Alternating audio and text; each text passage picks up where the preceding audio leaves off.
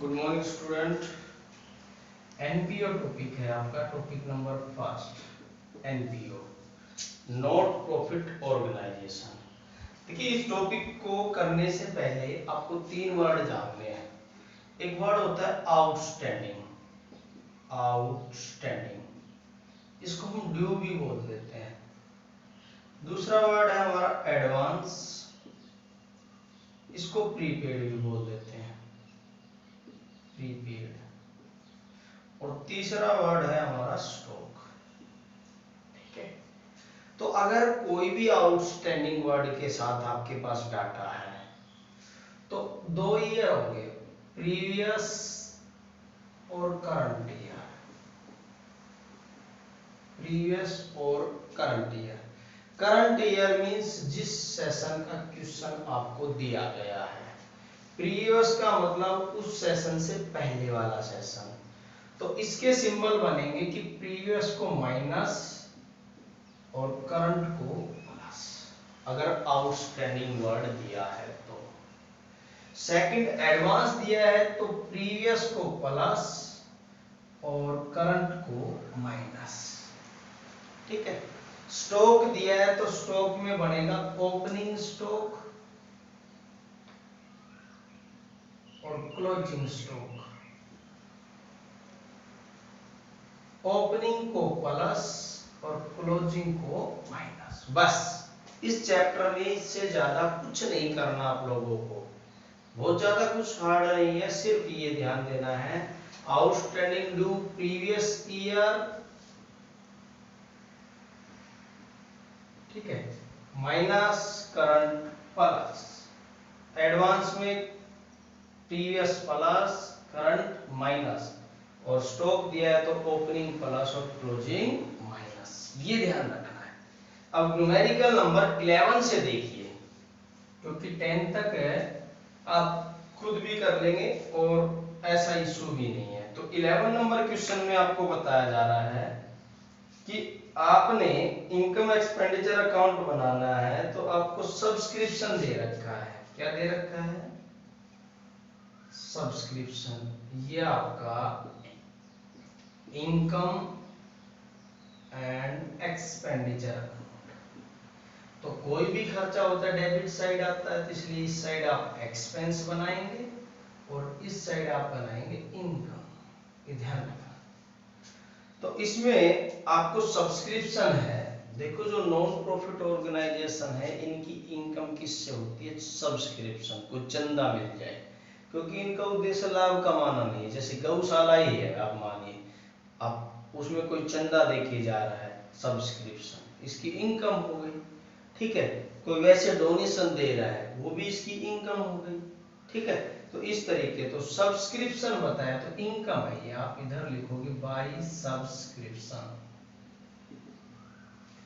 11 number है ये, आपको बताया 1,00,000 रुपए।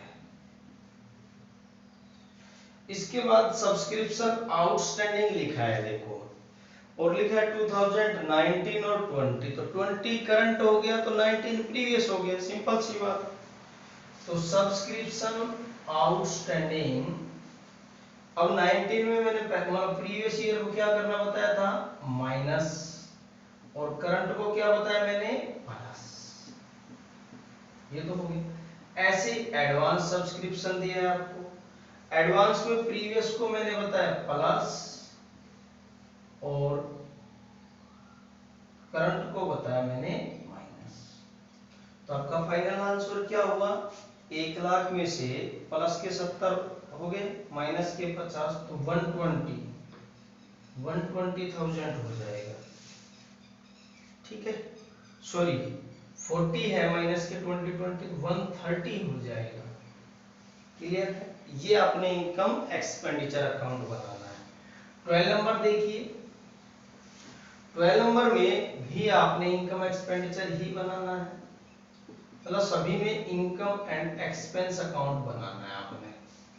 तो इसमें कह रहा है during the year subscription receive to 21 है, तो आपके पास सब्सक्रिप्शन हुआ, सब्सक्रिप्शन 21 लाख।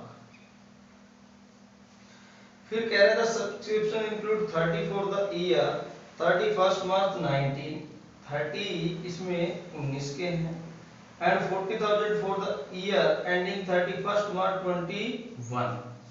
ठीक है, ये अगले साल के हो गए, मतलब क्वेश्चन आपका है 2020 का।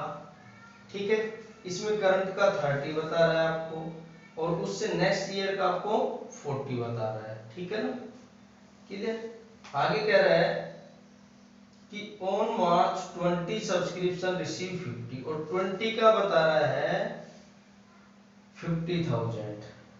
ठीक है, क्रॉसपोंडिंग अमाउंट 1 अप्रैल 19 60,000 है। ठीक है, determine the income expenditure account. तो देखिए 19 का जो आपको बताया है इसमें, 19 का कितना है आपके पास 60,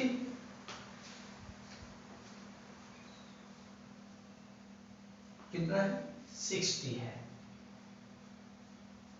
इसमें 30 द सब्सक्रिप्शन इंक्लूड 30, तो एक्चुअल अमाउंट आपके पास कितना है 30,000। ये तो हो गया आपका 19 का, कितने का हो गया 19। 20 का उसने बताया, 20 का बताया 40,000, और 21 का, सॉरी 21 का 40 है, तो 20 का कितना है, 20 का टोटल बता रहा है 50, 50 में 30 इंक्लूड है, तो इसका भी 20 बचेगा। समझ में आ गया। देखो टोटल अमाउंट 19 के लिए बताया 60, जिसमें 30 इंक्लूड हो गया, तो आउटस्टैंडिंग कितना बचा 30 ही बचा। इसका क्लियर दिया 21 का आपको क्लियर दे दिया 40,000, 20 का 50 बता रहा 30,000 इंक्लूड है, तो इसका भी 20 बचा। तो ये अब करंट ईयर में आप क्या करोगे 30 क्या करोगे माइनस, करंट ईयर 20 का 20 है, तो 20 को क्या करोगे प्लस, फिर ये चेन ऐसे ही चलेगी 19 माइनस 20 प्लस 21 माइनस 22 प्लस ऐसे, तो फिर 21 को क्या करोगे आप माइनस। ठीक है, तो ये आपका कितना हुआ 50 माइनस कर दोगे तो 20,50,000। ठीक है, 30 नंबर देखिए,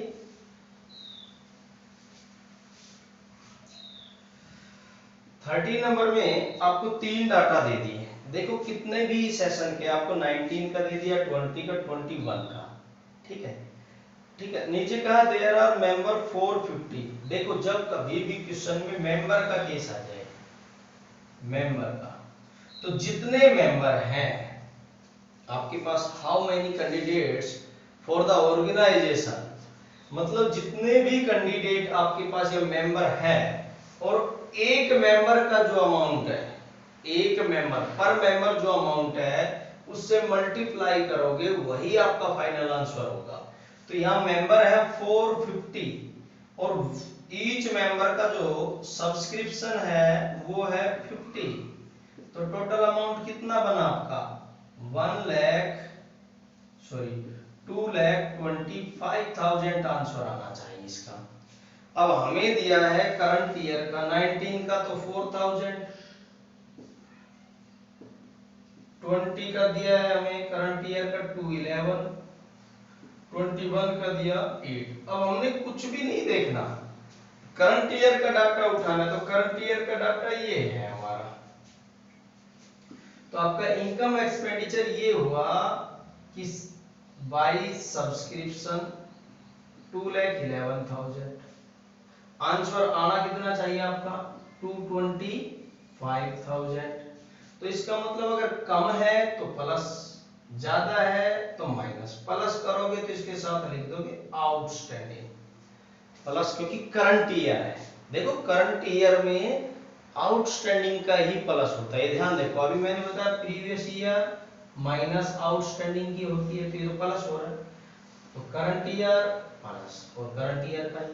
ठीक है, अगर एडवांस में देखें तो ये प्लस होगा, करंट ईयर तो माइनस होता, तो माइनस करंट ईयर में ये सिंबल गया, तो ये आउटस्टैंडिंग का है। समझ में आ गया आप सभी को।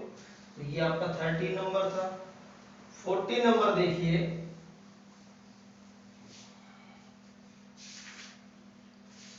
40 नंबर में भी ऐसे ही दिया है आपको 3 इयर्स का। ठीक है, समझ में आ गया। 3 इयर्स का ही दिया है। तो ध्यान दें, जब आपको फॉर्मेट के अंदर, ठीक है, फॉर्मेट के अंदर अगर कुछ दिया है, ठीक है, तो उसको कैसे करना है। जब फॉर्मेट के अंदर 3 साल की डाटा दिया है आपको, 18-19 का तो दिया 18,000, फिर दिया 1 लाख, और फिर दिया है आपको 25,000। ये फॉर्मेट के अंदर है। अगर फॉर्मेट के अंदर 3 साल के डाटा दिए हैं, फॉर्मेट के अंदर 3 ईयर के डाटा है, तो बाहर एडजस्टमेंट में दी हुई प्रीवियस एडजस्टमेंट में प्रीवियस ईयर नील करेंगे, ठीक है। तो देखो इन डाटा में हमारा क्वेश्चन है 20 का, तो 20 का बाई सब्सक्रिप्शन हमारा हुआ 1 लाख। सब्सक्रिप्शन कितना हुआ हमारा 1 lakh, clear. 1 lakh.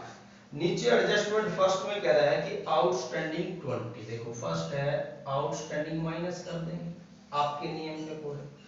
Outstanding current का क्या कर दोगे 30 प्लस कर दोगे, और subscription receive in advance first year का है तो ये भी प्लस कर दोगे। अभी मैंने बताया देखो, जब 3 साल का है तो यहाँ एक केस निकल के आ रहा है। देखो यहाँ जो ये है इसको नील कर दो। अब इसको यहाँ नील करें, हटाएंगे नील कैसे होगा कि देखो 18,000 तो यहाँ आ चुके इस साल के, भाई 20 में से 18 तो यहाँ कितने बचे 2000, है ना। भाई सिंपल सी बात है, यहाँ 20 दिखा रखा है, हमने 3 साल का क्वेश्चन है, तो ये जो 18,000 पहले यहाँ आ चुके, यहाँ पर 20 भी दिखा दी, तो इसका मतलब यहाँ एक्चुअल वैल्यू कितना होना चाहिए 2000, 2 + 18 करो हो गया 20। अब आप सिंपल बताओ, ये 2000 यहाँ का बैलेंस है, तो आपने आगे साल का जब जोड़ करोगे, जो 2 जोड़ेंगे तभी तो आपका 30 बना होगा। अगर ये 2 यहाँ नहीं जोड़ते तो यहाँ वैल्यू क्या होती 28,000। समझ में आ गया आपको, क्लियर। तो यहाँ का जो आंसर है वो आपका आ जाएगा 148,000, क्लियर। ये 40 नंबर था। नेक्स्ट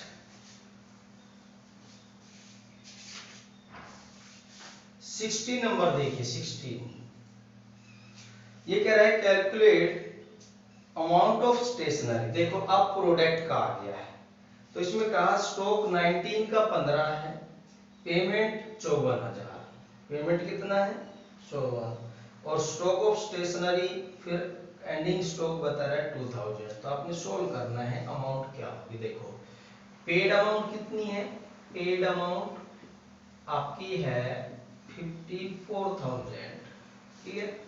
सिंपल बताया था, ओपनिंग स्टॉक को प्लस करना है, क्लोजिंग को माइनस। तो ओपनिंग देखो इसमें कितना है 15,000, opening stock plus minus closing stock minus कर दो, कितना है 2,500। समझ में आ गया। तो ये आपका क्वेश्चन कितना आ गया 66,500, फाइनल आंसर आ जाएगा, क्लियर। 17 नंबर देखिए। 17 में भी यही करना है आपको। क्लोजिंग स्टॉक ऑफ मेडिसिन दिया है, closing stock of opening stock, closing stock दिया है, अमाउंट पेड की 2 लाख, ओपनिंग क्रेडिटर और क्लोजिंग क्रेडिटर। देखो आपने अमाउंट पेड की है, अमाउंट पेड कितनी की है 2 लाख। समझ में आ गया।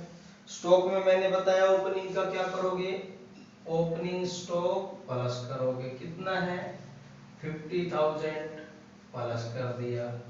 क्लोजिंग स्टॉक कह रहा है 45,000 मोर देन द ओपनिंग। जो क्लोजिंग स्टॉक है, क्लोजिंग स्टॉक वो इससे 45,000 अधिक है, मतलब ओपनिंग से 45,000 अधिक है, तो कितना हुआ, ये 50 है, ये तो 95 माइनस कर दोगे, क्लियर हो गया। ओपनिंग क्रेडिटर, बेटा क्रेडिटर का मतलब होता है रुपए लेने वाले, मतलब ये एक आउटस्टैंडिंग एक्सपेंस होता है। क्या होता है, एज ए आउटस्टैंडिंग एक्सपेंस। और आउटस्टैंडिंग के लिए मैंने बताया था प्रीवियस ईयर माइनस और करंट ईयर प्लस, ये आपको बताया था। तो यहाँ आपके पास प्रीवियस ईयर का बताया गया है 20,000, तो आप यहाँ पे लिखेंगे opening creditor minus, opening creditor minus कितना है 20,000, क्लोजिंग क्या कर दोगे क्रेडिटर का प्लस 50% बता रहा है इसका, तो 20,000 का 50% कितना बनेगा 10,000, क्लियर।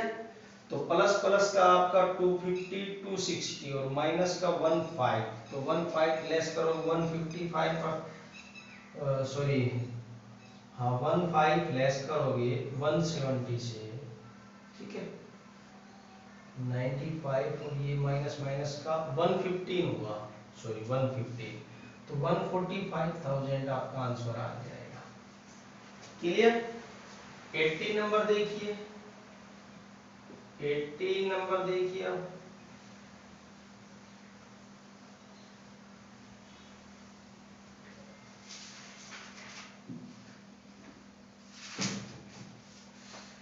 एटीन में आपको स्टॉक दिया हुआ है ओपनिंग, फिर क्रेडिटर ओपनिंग दिया है, फिर अमाउंट पेड दिया है।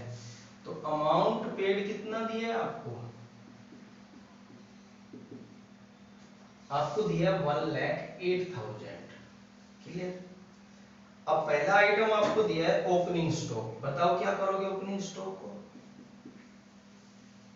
प्लस करोगे, सबको पता है कितना है 30,000 प्लस। क्रेडिटर आपको फर्स्ट ईयर, वही फर्स्ट ईयर का मतलब previous year, previous year minus होती है, क्यों, क्योंकि क्रेडिटर किस में आता है आउटस्टैंडिंग की तरह आता है। तो इसको आप 30 के बाद जो 20 है आउटस्टैंडिंग क्रेडिटर जो है आपका, ये माइनस हो जाएगा 20,000, ठीक है 18 का, 2018 का है ये।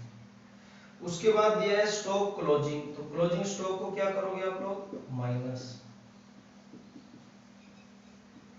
क्या करोगे क्लोजिंग स्टॉक माइनस, तो क्लोजिंग स्टॉक आपको दिया है 5,000। आउटस्टैंडिंग करंट ईयर क्रेडिटर को क्या करोगे प्लस, कितना 13,000, ठीक है। बस ध्यान रखना है आउटस्टैंडिंग दिया तो प्रीवियस ईयर माइनस और करंट ईयर प्लस, ठीक है। एडवांस दिया है तो प्रीवियस ईयर प्लस और करंट माइनस, स्टॉक में ओपनिंग प्लस और क्लोजिंग माइनस, तो ये आपका प्लस प्लस का हो गया 43, ये 25, तो 126,000 इसका फाइनल आंसर आ जाएगा, ठीक है। 90 नंबर देखिए, 90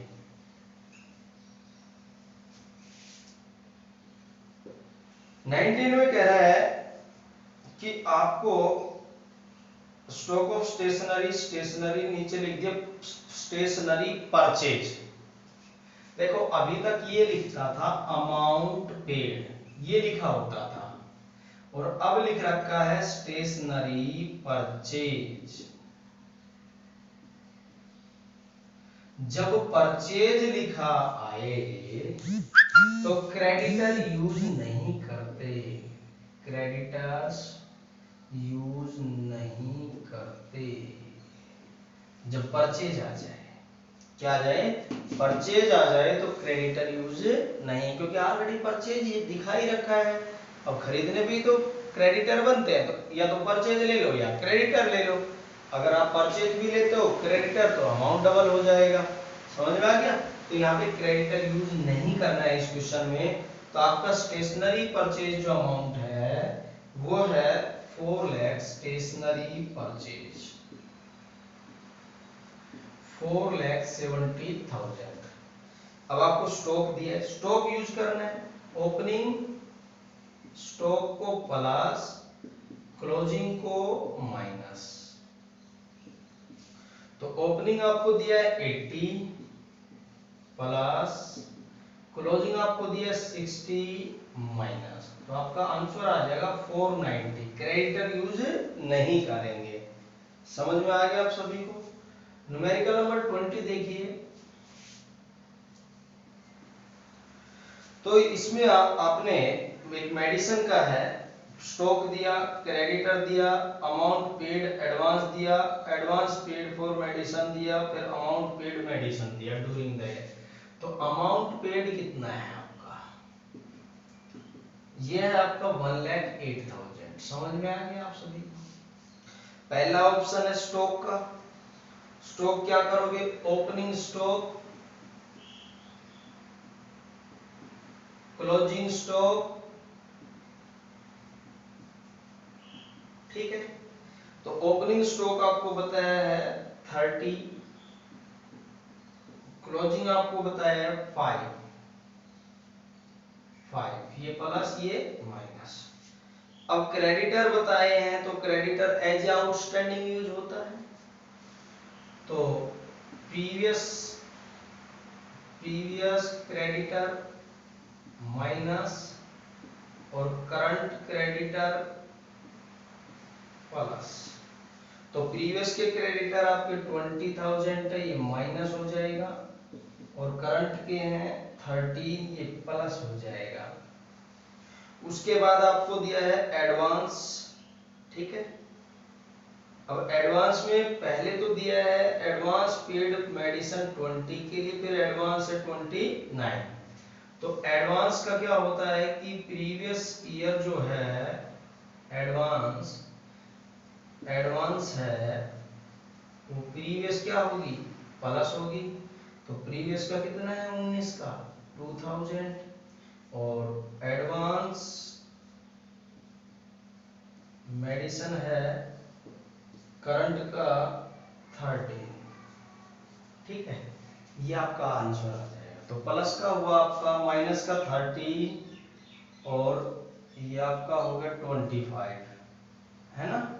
तो 38 हो गया माइनस का, तो और प्लस का हो गया आपका 30 और 45, तो 115 आ जाएगा, 115, ठीक है। कितना आ जाएगा आपका 150, ठीक है। तो 20 तक आप लोग क्वेश्चन करेंगे, ठीक है। नेक्स्ट वीडियो में हम 21 से आगे लेंगे। ओके।